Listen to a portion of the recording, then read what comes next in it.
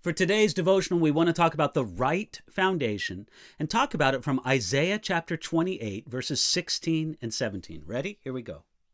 Therefore, thus says the Lord God, behold, I lay in Zion a stone for a foundation, a tried stone, a precious cornerstone, a sure foundation. Whoever believes will not act hastily. Also, I will make justice the measuring line and righteousness the plummet. The hail will sweep away the refuge of lies, and the waters will overflow the hiding place. Now, Isaiah chapter 28 is an amazing chapter. It begins as a rebuke to the drunkards of Israel, and it continues as a confrontation of the leaders of Israel.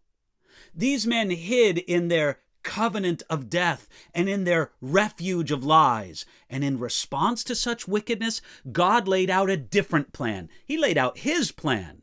That's why God said, behold, I lay in Zion a stone for a foundation. In contrast to the weak, narrow foundation of the wicked, they said things like this: we have made lies our refuge, and under falsehood we have hidden ourselves. That's in verse 15 of Isaiah 28. God has a solid foundation for our life. He has a stone for a foundation. What is this foundation? Well, 1 Peter chapter 2, verse 6 applied this passage directly to the Messiah, Jesus Christ. He is the foundation for our lives. And only with a secure, stable foundation can anything lasting be built. Anything added on to the house, not built upon the foundation, is sure to end up in wreckage. Who lays this stone? Well, God said, behold, I lay in Zion. Therefore, it's God's work.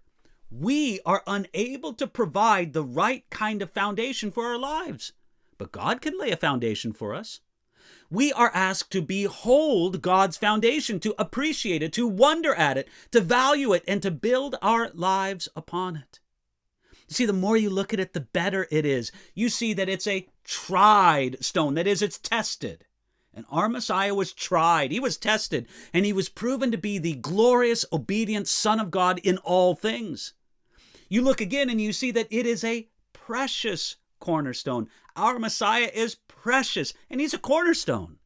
You know, the cornerstone provides the lines, the patterns for all the rest of the construction. The cornerstone is straight, and it's true. And everything in the entire building lines up in reference to the cornerstone. Finally, you see that it's a sure foundation. Our Messiah is a sure foundation, and we can build everything on Jesus Christ without fear.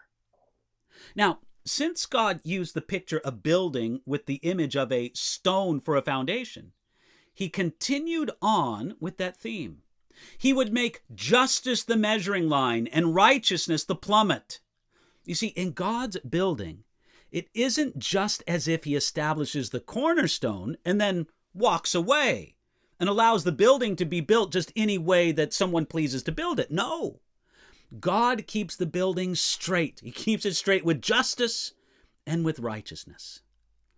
And anyone not built upon this foundation will come to tragedy.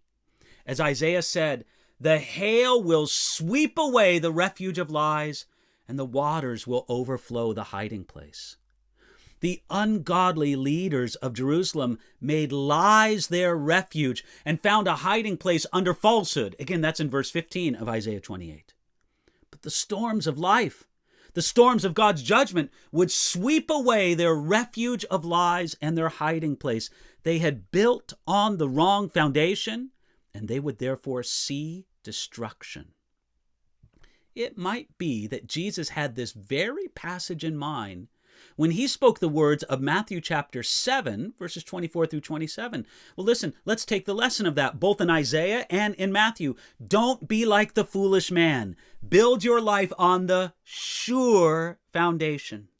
And if your life is built on that sure foundation, then thank Jesus for it and enjoy the security of that. Enjoy it today.